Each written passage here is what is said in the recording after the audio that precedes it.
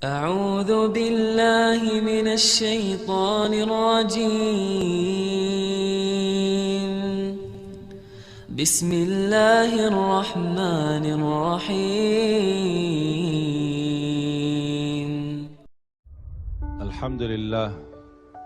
الحمد لله رب العالمين. اللهم صل على سيدنا محمد وعلى آل سيدنا محمد. Kita dalam segala urusan dunia mengambil keputusan kita harus bermusyawarah. Tapi kalau dalam hal ibadah tidak semestinya bermusyawarah. Artinya kalau kita mau laksanakan kewajiban kita, masa kita bermusyawarah dulu? Allah Subhanahu wa taala memanggilkan kita untuk menunaikan salat kita 5 waktu, tidak perlu dimusyawarahkan. Kalau kita sudah mendengar hayya 'alas salah, hayya 'alal falah, segera tunaikan kewajiban kita. Kalau kita perhatikan dalam Al-Quran, banyak ayat-ayat yang Allah Subhanahu wa taala ikatkan salat dengan zakat, atau bahasa lain salat dengan infak, sebagaimana firman Allah Subhanahu wa taala di suratul Baqarah, dan saya yakin semuanya hafal. A'udzu billahi minasyaitonir rajim. Bismillahirrahmanirrahim. Alif lam mim. Dzalikal kitabu la raiba fihi hudan lil muttaqin. Alkitab ini petunjuk bagi siapa? Bagi muttaqin. Dan Allah menjelaskan sifat-sifat mereka.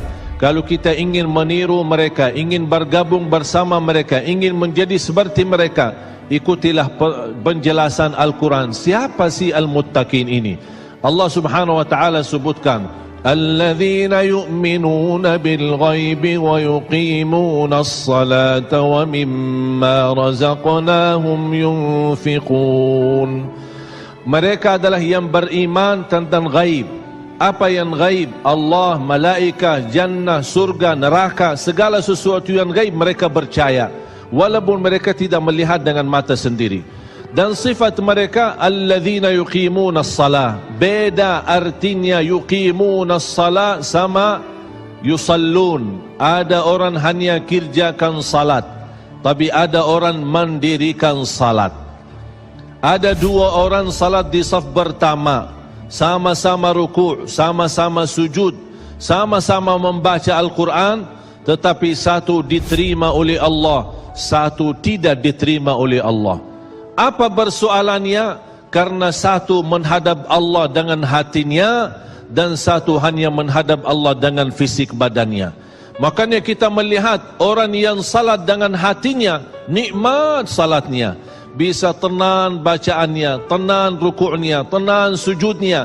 Beda sama orang yang buru-buru melaksanakan salat. Saya pernah masuk satu masjid, habis saya tahiyatul masjid duduk. Saya melihat seorang baru masuk dan juga tahiyatul masjid.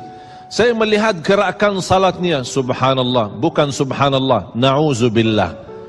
Luar biasa cepat. Saya hanya menangkapi bacaan gerakan salatnya. Saya baca Al-Fatihah, saya baru selesai waladdallin amin, dengan saya mencuba bagaimana bandingkan bacaan Al-Fatihah dengan salat beliau, dia sudah sampai ke tahiyat, padahal baru saya selesai surat Al-Fatihah. Salat apa ini yang kita kerjakan? Banyak orang-orang berlomba-lomba seolah-olah ada juara. Siapa yang paling cepat selesai salat dapat juara 1. Inilah yang terjadi dalam keadaan kita. Makanya kita merasa tidak nikmat salat kita.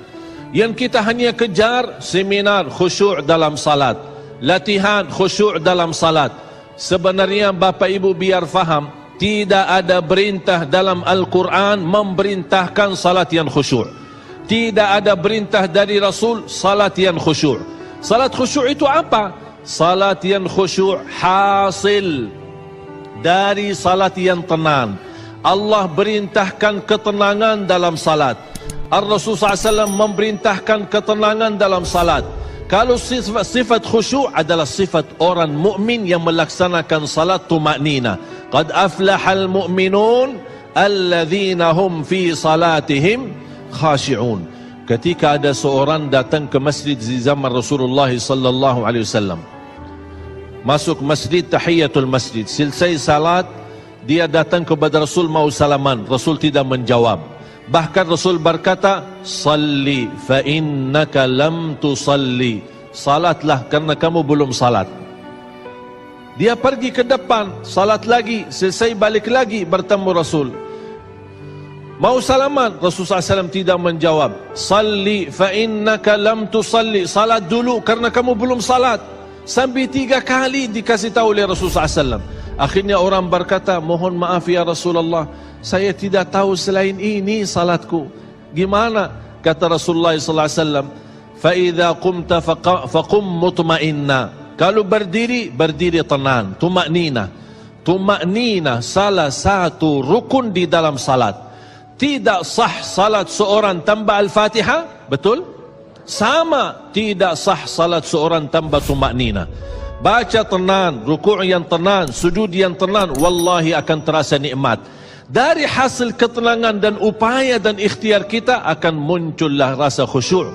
Karena khusyuk bukan sesuatu yang datang dari luar, tapi khusyuk sudah ada di dalam hati. Tinggal bagaimana cara dikelola, bagaimana bisa dikembangkan cara salat